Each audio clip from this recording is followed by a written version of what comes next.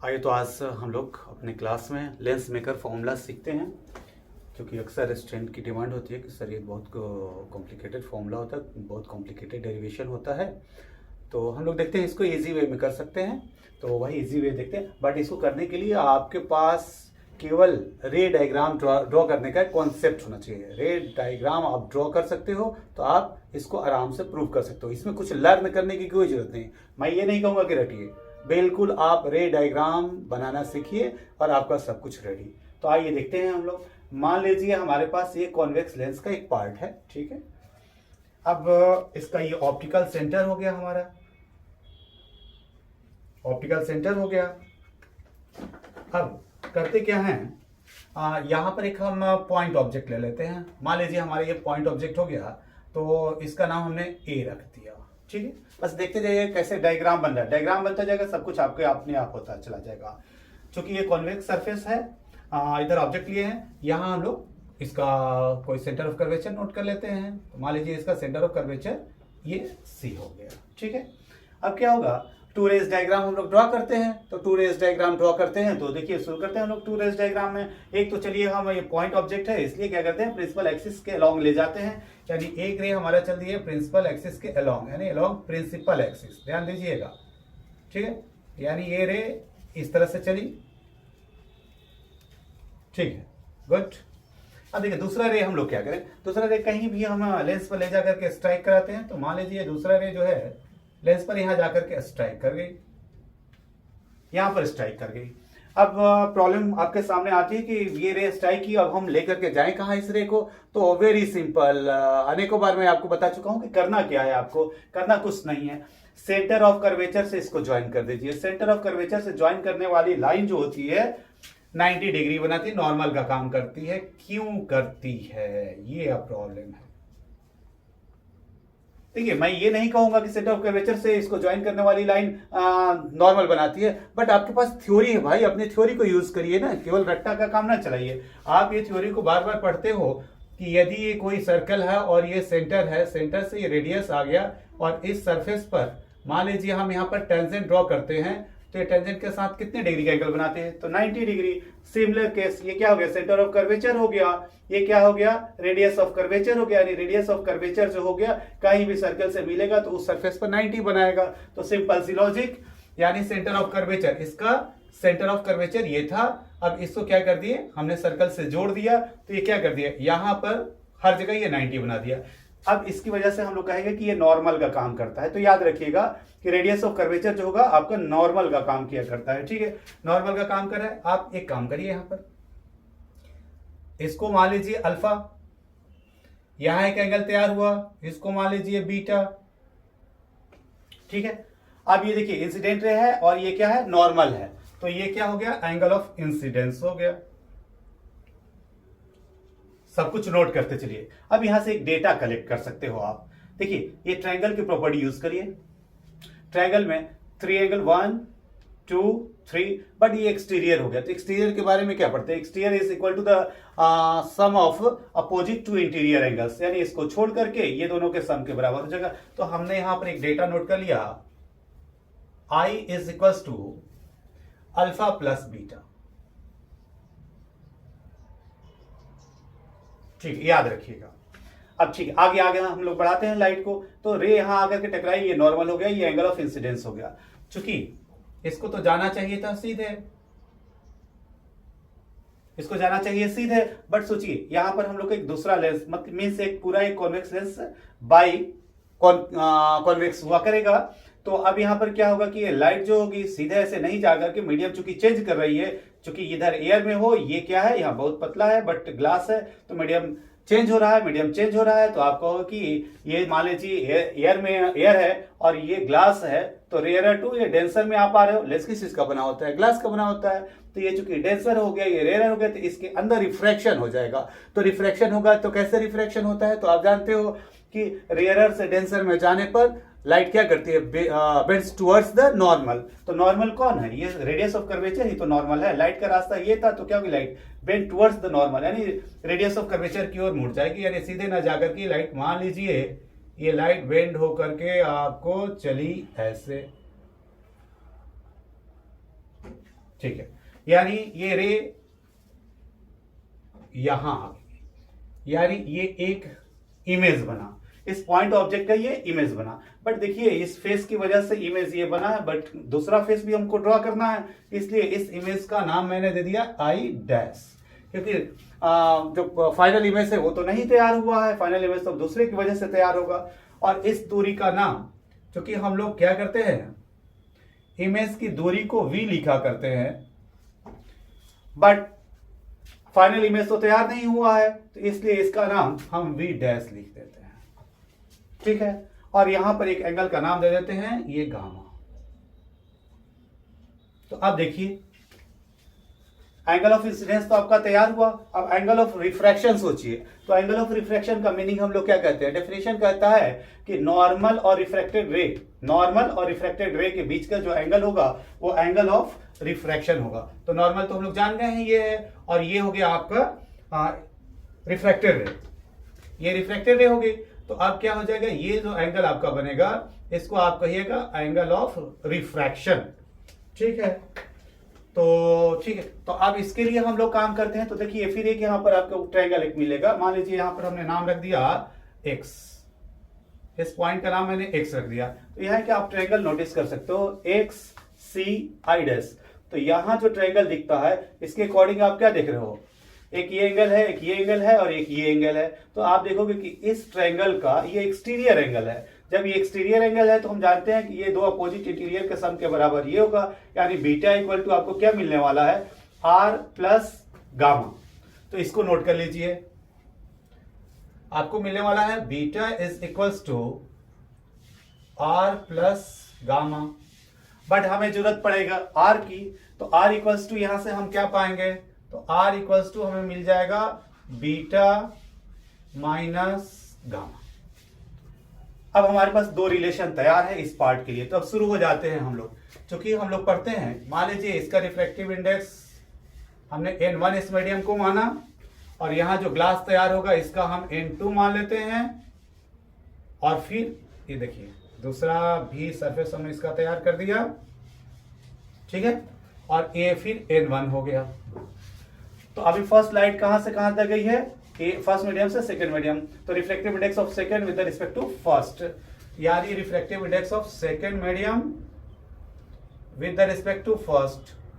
तो आप क्या लिखेंगे, लिखेंगे sine I by sine r. But देखिए एक चीज हम अपने ओर से ऐड करते हैं आपको, मैं यहां नहीं कहूंगा कि ये रट लीजिए। देखिए इसका मीनिंग आप समझिए, इसकी मीनिंग क्या हुआ करती है।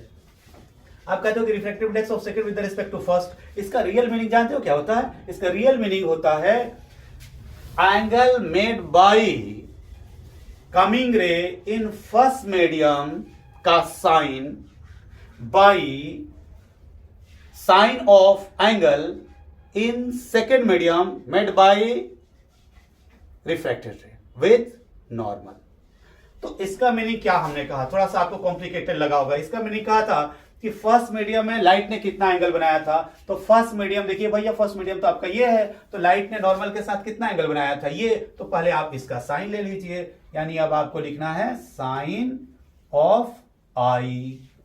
ठीक है, अब दूसरे का मीनिंग क्या मैं कह रहा हूं कि सेकंड मीडियम में वो नॉर्मल के साथ कितना एंगल बनाई है। तो चलिए ग्लास में देखिए, ये सेकंड मीडियम है, तो सेकंड मीडियम में आप देखिएगा कि नॉर्मल के साथ जो रिफ्लेक्टेड रे बनाई एंगल है उसका नाम हम लोगों ने आर रखा है। तो ये हो गया भाई साइन आर।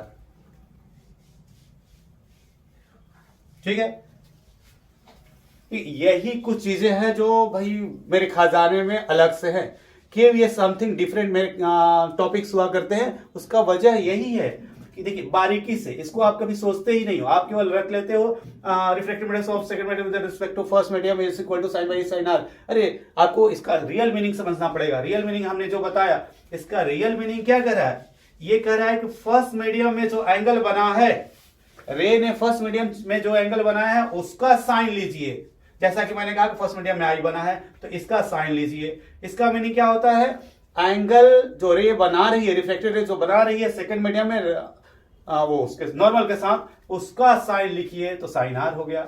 अब ठीक है, जैसा कि हम लोग जानते हैं कि जो एंगल जो होते हैं बहुत छोटे होते हैं, तो एंगल यदि बहुत छोटे हैं तो होते हो तो उस केस में आपको क्या होता है, अक्सर मैं बताया करता हूं कि बहुत छोटा एंगल होने के केस में, वो भी रेडियन में, यदि एंगल रेडियन में हो तो साइन थीटा इक्वल टू कितना हो जाएगा, theta. If theta is in radian, radian में होगा तो भाई, डिग्री में होगा तो नहीं, रेडियन में होगा तो ठीक है। तो अब चलिए यहां पर हो गया हमारे पास sine theta equal to theta. तो अब इस फिलॉसफी को हम लोग यूज करते हैं तो हमें क्या मिल रहा है, तो sine i is equals to i मिल गया और sine r equals to r मिल गया। अब क्या करें, आई और आर की वैल्यू रख देते हैं। तो आई और आर की वैल्यू हमें क्या मिली है, जरा देख लीजिए। आई मिला है अल्फा प्लस बीटा और आर क्या मिल गया है, बीटा माइनस गामा। ठीक है, अब आप चलिए यहां पर हम लोग कुछ काम कर लेते हैं। अल्फा बीटा गामा, अल्फा छोटा एंगल है तो हम लोगों ने मान लिया, एक और थ्योरी लीजिए, if angle is very small, तो ये रिलेशन याद रखिए कि sine theta is equals to tan theta. ये रिलेशन आपको याद रखना पड़ेगा, मैथ से पढ़ करके आप आए हो। ठीक है, अब इस रिलेशन को यूज करते हुए मैं क्या बोलूंगा कि alpha is equals to tan alpha, beta equals to tan beta and gamma equals to tan gamma. ठीक है, अब आइए इस डायग्राम में, अल्फा यहां से मान लीजिए एक हमने परपेंडिकुलर यहां पर खींच दिया। ठीक है, इसका नाम हमने एच रख दिया। अब शुरू करिए, यहां एक ट्रायंगल तैयार हुआ है, इसमें अल्फा इक्वल्स टू क्या तैयार हो रहा है, tan alpha equal to H by ये दूरी को आप क्या कहोगे, यू कहते हो, क्योंकि आपको ऑप्टिकल सेंटर से ऑब्जेक्ट की दूरी है। देखिए यहाँ साइन कन्वेंशन, साइन का थोड़ा सिंबल का प्लस माइनस का आपको ध्यान रखना पड़ेगा। तो देखिए मैं कुछ खास नहीं करने वाला हूँ, बस याद दिलाने वाला हूँ आपको। बचपन में हमें लग रहा है 5th या 6th क्लास में आप पढ़ते हो नंबर लाइन पर आप क्या करते थे, नंबर लाइन पर इधर सारे डेटा जो होते हैं वो पॉजिटिव होते हैं आपके, +1 +2 +3 यही तो लिखते हो। ठीक है, और इस साइड में आप क्या लिखते हो, -1 -2 -3।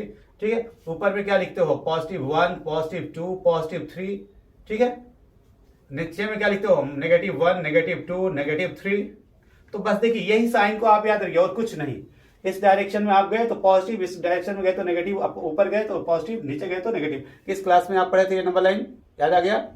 जी हाँ, अब तो क्लास 1 में भी पढ़ाया जाता है। ठीक है,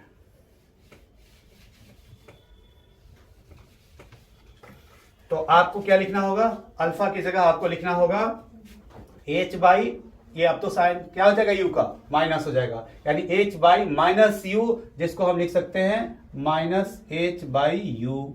सिमिलरली हम tan बीटा की बात करें तो बीटा कहाँ, यहां पर है, बीटा यहां पर है, तो ये देखिए h बाई, अब यहां से यहां की दूरी, चूंकि ये काफी करीब माना जाता है ऑप्टिकल सेंटर के, इसलिए ऑप्टिकल सेंटर से ही ये दूरी ली जाती है। तो ऑप्टिकल सेंटर से इसकी दूरी ले रहे हो तो ये C1 मान लीजिए इसका सेंटर ऑफ कर्वेचर था, तो इसकी दूरी को हम लोग क्या कहेंगे, R1। R1 मतलब समझ गए आप, रेडियस ऑफ कर्वेचर। तो आपको tan बीटा इक्वल टू क्या मिलेगा, h बाई R1, क्योंकि ये पॉजिटिव डायरेक्शन है। ठीक है, अब tan गामा के लिए चलिए, तो गामा आपके पास यहाँ रेडी है, तो ये क्या बता रहा है, ये बता रहा है आपको h, ट्रायंगल ये देख लीजिए। ठीक है, तो h बाई ये दूरी को हम लोगों ने क्या मान लिया है, v डैश, तो ये हो गया h बाई v डैश। अब ये सारी वैल्यू यहां सब्स्टिट्यूट कर दीजिए, तो आपको मिल रहा है refractive index of second with respect to first equal to, alpha की वैल्यू हो गई -h by u plus beta, beta की वैल्यू हो गई h बाई R1, फिर beta h by R1 minus gamma h by v dash. ठीक है, यहां तक हम लोग रेडी हो गया। अब फर्दर क्या करिएगा, ऊपर से h और नीचे से h कॉमन लेकर के काट दीजिए, तो बच गया आपके पास -1 by u plus 1 by R1 1 by R1 -1 by v dash. ठीक है, आपको refractive index of second with respect to first ready हो गया है। अब क्या करिए, इसको ओपन थोड़ा सा कर दीजिए। तो जब इसको ओपन करिएगा तो इसका मीनिंग क्या हो जाएगा, आइए इसको ओपन कर देते हैं। तो इसका मीनिंग रफ देख लीजिए, refractive index of second with respect to first, यदि इसको रिफ्रैक्टिव इंडेक्स के बेसिस पर ही खोलिएगा तो इसका मीनिंग हो जाएगा refractive index of first by refractive index of second, sorry refractive index of second with respect to first का मीनिंग हो जाता है refractive index of second by refractive index of first. ठीक है, तो इसका मीनिंग हो गया refractive index of second by refractive index of first. ये रेडी हो गया हम लोग के पास। ठीक है, अब ये सारे डेटा हम मिटा देते हैं। अब क्या करिए, आपको इसको और इसको क्रॉस मल्टीप्लाई कर लेना चाहिए। तो जब यहां से क्रॉस मल्टीप्लाई आप कर लेते हो तो क्या मिलता है आपको, यहां से मिल रहा है minus of n1 by u plus n1 by r1 is equals to, अब n2 को इससे कर दीजिए n2 by r1 minus n2 by v dash, ये वैल्यू आपको मिल गया। अब इसके बाद आपको क्या मिलेगा, R1 एक तरफ कर लीजिए और जो रिमेनिंग होंगे उनको एक तरफ कर लीजिए। तो इसके बाद हमें जो मिलने वाला है वो आगे का स्टेप देखिए। इसके बाद N2 R1 हमारे पास रेडी है इधर, ठीक है, इसको इधर भेज देते हैं तो क्या हो जाएगा, इधर आकर के नेगेटिव हो जाएगा। तो ये हो गया मेरे पास N2 R1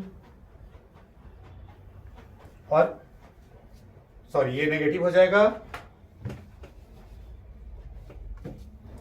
तो ये पॉजिटिव रहा N1 by R1 minus N2 by R1 तो इक्वल्स टू, अब क्या होगा, ये जो होगा नेगेटिव से पॉजिटिव में कन्वर्ट हो जाएगा, यानी N1 by U minus N2 by V dash. ठीक है, अब क्या कर सकते हैं हम लोग, यहां पर ये कॉमन ले सकते हैं, तो ठीक है कॉमन ले लें। तो ये क्या मेरे पास बचेगा, R1 कॉमन ले लेते हैं तो हमारा 1 बाई R1 निकल जाएगा। तो हमें फर्दर इससे मिल जाएगा रिलेशन, इससे मिल जाएगा N1 minus N2 by R1 is equals to N1 by U minus N2 by V dash. एक रिलेशन मिल गया जो कि हम लोग स्फेरिकल सरफेस ऑफ कॉन्वेक्स में पढ़े थे।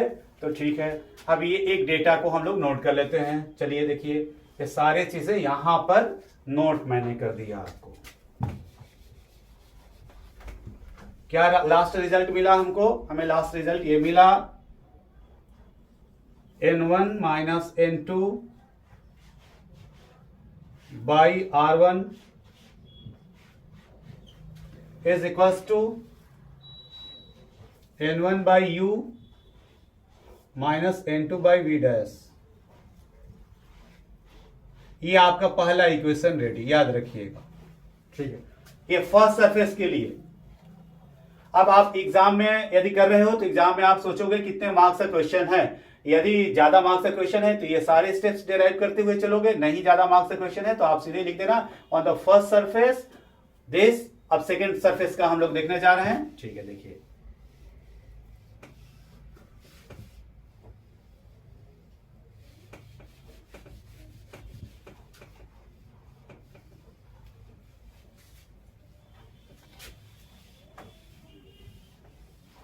ये सब कुछ अभी तक फर्स्ट सरफेस के लिए हुआ। अब सेकेंड सरफेस पर हम लोग काम करते हैं। जब ये सेकेंड सरफेस हमने लगा दिया, अब क्या होगा, लाइट का जाने का रास्ता ये था, बट क्या हुआ, फिर यहां पर मीडियम चेंज, यहां डेंसर टू रेयरर चली। तो अब इस सरफेस का आप कर्वेचर ढूंढिए, सेंटर ऑफ कर्वेचर। तो इस फेस का सेंटर ऑफ कर्वेचर कहां मिलेगा, कहीं इधर मिलेगा। तो इसका नाम आप लिख दीजिए C2, पहले वाला का नाम C1 लिखे हो। तो अब क्या हो जाएगा, यहां से यहां की दूरी जो कहलाएगी वो क्या कहलाएगी, R2। ये दूरी R2 हो गई। ठीक है, अब आप नोटिस करिएगा, सेंटर ऑफ कर्वेचर से दूसरे सरफेस पर जहां लाइट स्ट्राइक की है वहां लाइन खींच दीजिए। तो अब देखिए सेंटर ऑफ कर्वेचर ये हुआ और ये लाइट स्ट्राइक की है, ये अब इंसिडेंट हो गई, ये स्ट्राइक कर रही है यहां, तो इसको सेंटर ऑफ कर्वेचर से जोड़ दीजिए।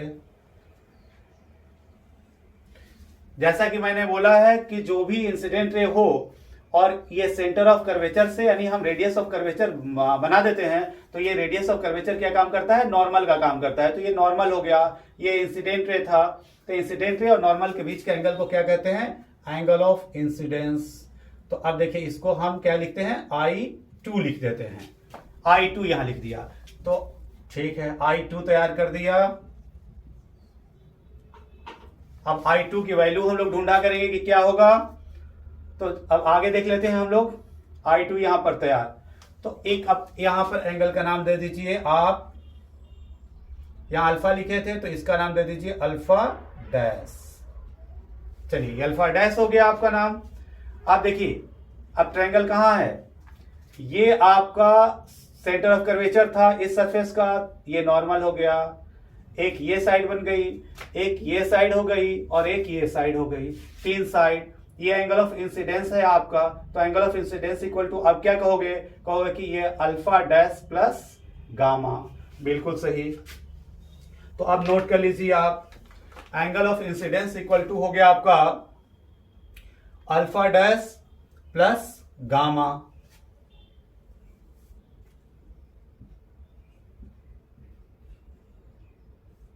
सॉरी, एंगल ऑफ इंसिडेंस हम लोगों ने नोट कर लिया। अब रिफ्रैक्शन का देखें कि रिफ्रैक्शन कहां हो रहा है। तो रिफ्रैक्शन के लिए नोटिस करें, चूंकि ये रे यहां से आ रही है, नॉर्मल के पास यहां पर टकराई, ठीक है, तो क्या होगी, जिस रास्ते जा रही थी उस रास्ते तो नहीं जाएगी। अब थ्योरी यूज करेंगे। थ्योरी क्या कहती है, थ्योरी कहती है कि यदि डेंसर से रेयरर में जा रहे हैं तो it bends away from the normal, तो ये नॉर्मल से दूर भाग जाएगी। तो ये कहाँ नॉर्मल है, नॉर्मल ये है, जो आ रही है रे वो डायरेक्शन ये है, तो उससे भी दूर भाग जाएगी। दूर भागेगी तो ये कहाँ आ जाएगी, दूर ये भाग करके आ गई यहां पर। तो ये जो रे थी जो पहले यहां जा रही थी दूसरे सरफेस की वजह से, अब ये रे यहां आएगी, यहां आएगी। यानी देखिए ये जो इमेज पहले बन रहा था, इस फाइनल इमेज का ये क्या हो जाता, ऑब्जेक्ट, वर्चुअल ऑब्जेक्ट। ऑब्जेक्ट तो एक्चुअली ये है, बट वर्चुअल ऑब्जेक्ट ये इसके लिए हो जाएगा, ठीक है। यानी फाइनल इमेज आपका ये तैयार। तो फाइनल इमेज की दूरी को क्या कहोगे, आप कहोगे कि सर v मान लीजिए। तो बहुत अच्छा, ये दूरी हो गई हमारी v, ठीक है। अब यहां पर भी एक एंगल आप ले लीजिए, इसका नाम हम बीटा डैश ले लेते हैं, बीटा डैश ले लेते हैं। अब फिर यहां पर एंगल ऑफ रिफ्रैक्शन ढूंढे, तो एंगल ऑफ रिफ्रैक्शन हमको कहां मिलेगा। तो एंगल ऑफ रिफ्रैक्शन के लिए सोचिए किसको कहते हैं एंगल ऑफ रिफ्रैक्शन। तो एंगल ऑफ रिफ्रैक्शन कहता है कि आपको एंगल ऑफ रिफ्रैक्शन के लिए रिफ्रैक्टेड रे और नॉर्मल के बीच का एंगल। तो रिफ्रैक्टेड रे कहाँ आई है, ये आई है, ठीक है। और इसके लिए नॉर्मल कौन हुआ करता था, तो इसके लिए नॉर्मल था ये। तो ये हो गया आपका एंगल ऑफ रिफ्रैक्शन। बट ये किस केस के लिए हो गया, सेकेंड केस के लिए, सेकेंड केस के लिए, ये फर्स्ट केस के लिए था, ठीक है। तो अब जरा यहां नोटिस करिए, यहां फिर ये एक ट्रायंगल बन रहा है, ये ट्रायंगल, इस ट्रायंगल में क्या हो रहा है, ये एक्सटीरियर एंगल हो जा रहा है। तो ये एक्सटीरियर एंगल क्या करेगा, दोनों इंटीरियर के सम के बराबर हो जाएगा। यानी एंगल ऑफ रिफ्रैक्शन जो आपको मिल रहा है R2, जो मिल रहा है आपका R2, वो क्या हो जाएगा, alpha dash plus beta dash.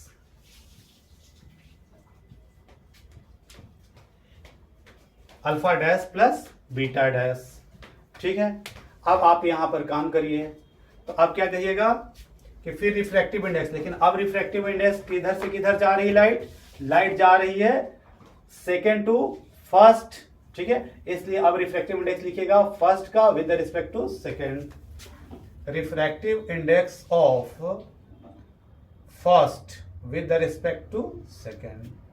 तो फिर आप वही ताम झाम करिए, sine I by sine R करिए। तो साइन आई कितना मिल गया है, इतना, साइन आर कितना मिलेगा, ये। तो अब क्या लिखेंगे हम लोग, I2 by R2, I2 by R2। क्यों लिखा दिमाग में आ गया होगा, refractive index equal to sine I by sine R. तो आई की वैल्यू एंगल छोटा होने की वजह से sine I equal to I, sine R equal to R, मैंने सीधे यहां लिख दिया। अब आई क्यू की वैल्यू यहां पर नोट कर लीजिए, alpha dash plus gamma by alpha dash plus beta. अब सिमिलर वैल्यू आप निकालना शुरू करिए। अल्फा डैश, जब अल्फा डैश लीजिएगा यहां पर, यहां फिर एच आप ड्रॉ कर दीजिए, तो अल्फा डैश की वैल्यू क्या मिलेगा, ये एच बाई यहां की दूरी, तो ये क्या है, radius of curvature, but radius of curvature कहां आ रहा है, नेगेटिव साइड में आ रहा है। तो अल्फा की वैल्यू आपका क्या मिला, minus H by R two. अब गामा रखिए, तो गामा ये है, तो गामा क्या कहता है, एच बाई यहां से यहां की दूरी, तो ये थिन लेंस हुआ करता है, तो डिस्टेंस बिल्कुल करीब हुआ करता है।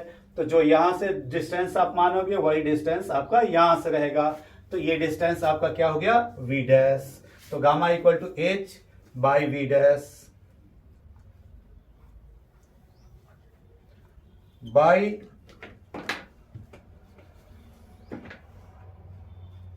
फिर अल्फा डैश, तो अल्फा डैश आपको वही है minus H by R two plus, अब बीटा डैश ले लीजिए, तो बीटा डैश लीजिएगा तो क्या मिलेगा, एच बाई ये दूरी क्या लिए हो आप, वी, तो ये हो गया एच बाई वी। ठीक है, अब सारे एच को कॉमन लेकर के कैंसिल कर दीजिए, तो क्या बचा, minus of 1 by R two plus 1 by V dash by minus of 1 by R two plus 1 by V.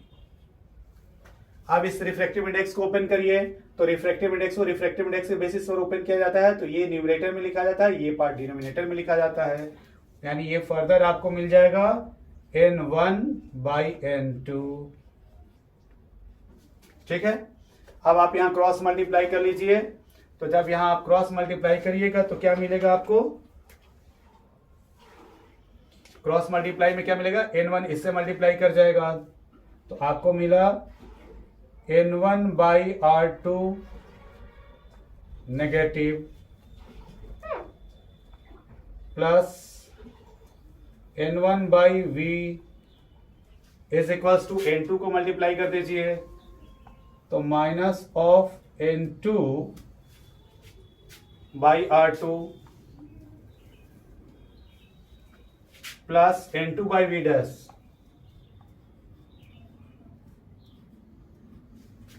ठीक है, ये रिजल्ट आपको मिला। अब क्या करिए, R2 को एक पास कर दीजिए। ठीक है, तो R2 को एक पास करते हैं, तो चलिए यहां एक केस बना देते हैं, इसको इस साइड लेकर के आ जाते हैं, तो ये क्या हो जाएगा, नेगेटिव है तो पॉजिटिव हो जाएगा, तो पॉजिटिव हो जाएगा तो मुझे क्या मिलेगा, n2 बाई R2, और ये क्या हो जाएगा, minus n1 by R2 equals to, इधर क्या था, n2 बाई वी डैश, ये जो प्लस है ये जाकर के माइनस हो जाएगा, n1 बाई वी। यहां तक हम लोग को तैयार हुआ।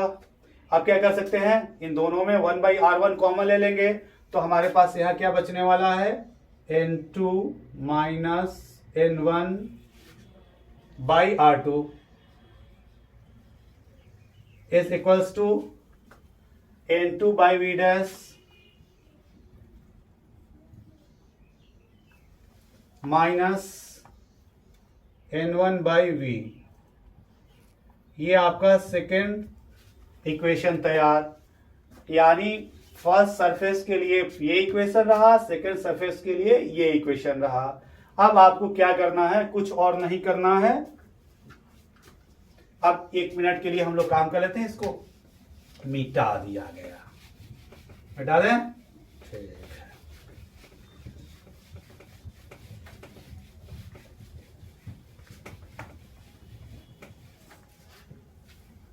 आप देखिए यहां अलर्ट रहिएगा, ये दोनों केस के लिए यहाँ देखिए N two by V dash है, यहाँ भी N two by V dash है। इसके अकॉर्डिंग आपको इक्वेशन चलना है, इसको कैंसल आउट किसी तरह से करना है। तो यहाँ कैंसल आउट ये कैसे हो पाएगा, फर्स्ट इक्वेशन और सेकंड इक्वेशन को ऐड कर दीजिए, फर्स्ट को और सेकंड को ऐड करिएगा तो ये क्या हो जाएगा, कैंसिल आउट हो जाएगा। तो लिखा क्या जाएगा, by adding first and second, यानी लिखा गया बाय एडिंग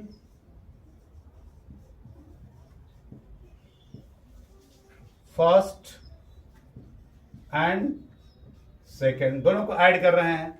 तो दोनों को ऐड करेंगे तो देखिए क्या हो जाएगा, ये प्लस ये ऐड कर रहे हैं तो ये हमें मिल रहा है n1 minus n2 by r1 plus n2 minus n1 by r2।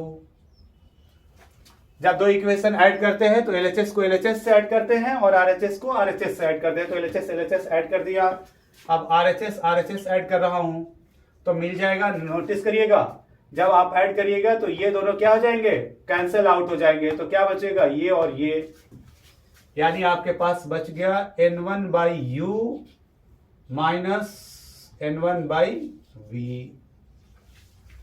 अब एक चीज आप नोटिस करिए, यहां कुछ चीजें हैं, n1 माइनस n2 और n2 माइनस n1 है। तो ऐसा करें कि यहां क्या करें, माइनस कॉमन ले लें, यहां माइनस कॉमन ले लें। तो जब यदि माइनस हम कॉमन लेंगे तो देखिए क्या आ सकता है, n1 minus n2 by r1, minus जब कॉमन ले लेंगे इसमें से तो ये माइनस हो जाएगा और ये क्या हो जाएगा, प्लस हो जाएगा। ठीक है, तो ये हो जाएगा प्लस में n1 माइनस में n2 बाई r2, और इधर जो है वो तो है ही n1 by U minus n1 by V. ठीक है, अब देखिए तो n1 minus n2 n1 minus n2 दोनों में कॉमन हो सकता है, बिल्कुल। आप कहोगे कि हाँ, तो मैंने कॉमन ले लिया, n1 माइनस n2 ये कॉमन हो गया। तो बचा क्या मेरे पास, बचा 1 बाई r1 माइनस, अब ये कॉमन ले चुका हूं तो क्या बचा 1 बाई r2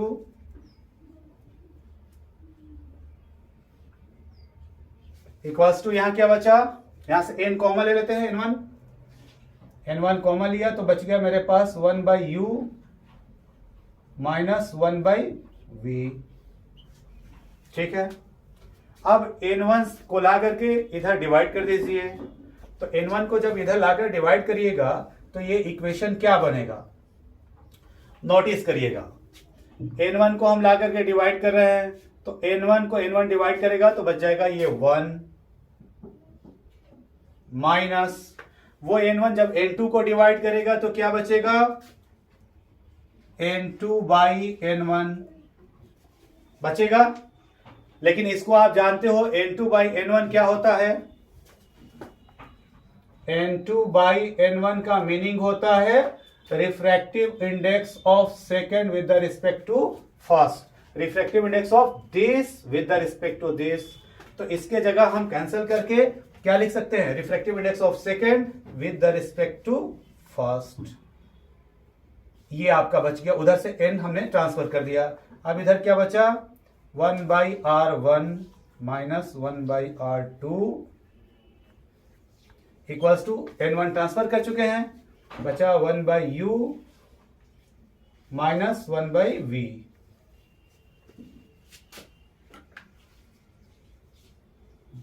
ठीक है, अब एक काम और करिए, यहां से माइनस कॉमन ले लीजिए, माइनस कॉमन ले लीजिएगा तो आपको ये रिलेशन क्या बन जाएगा, माइनस यहां से कॉमन लेकर के इसमें मल्टीप्लाई कर दीजिए तो ये हो जाएगा refractive index of second with respect to first, ये पॉजिटिव हो जाएगा, ये 1 नेगेटिव हो जाएगा, ये बचेगा 1 by r1 minus 1 by r2 is equals to 1 by v minus 1 by u।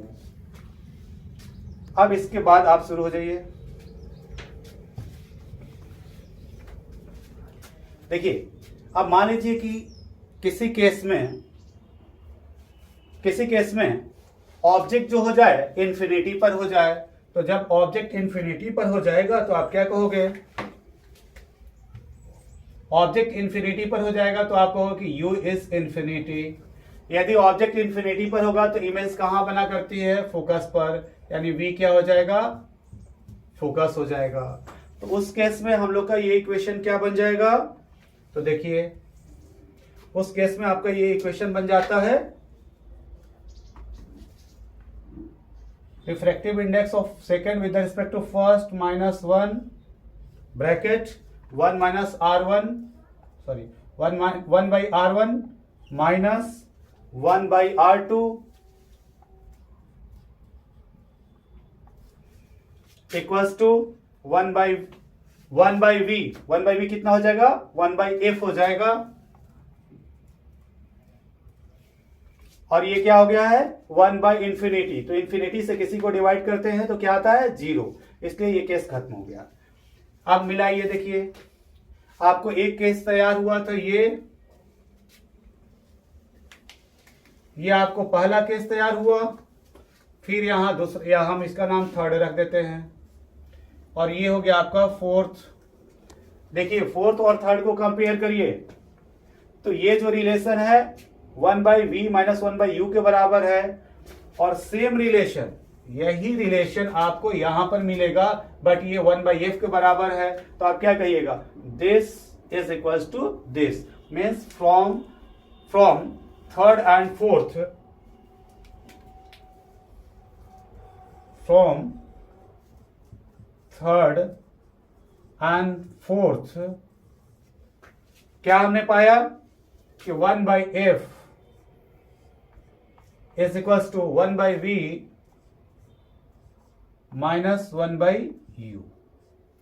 तो ये जो फॉर्मूला फाइनली आपको तैयार हुआ, ये फॉर्मूला कौन सा तैयार हुआ, तो थीन लेंस फॉर्मूला तैयार हुआ, थीन लेंस फॉर्मूला तैयार हुआ। और ये फॉर्मूला जो तैयार हुआ आपका, ये कौन सा तैयार हुआ, लेंस मेकर फॉर्मूला तैयार हुआ। यानी यहां पर आपको जो तैयार हुआ था, ये या तो कहिए या तो ये कहिए, ये लेंस मेकर फॉर्मूला तैयार हो गया। ठीक है, ओके, नाइस टू यू। फिर मिलते हैं नेक्स्ट क्लास में, बाय।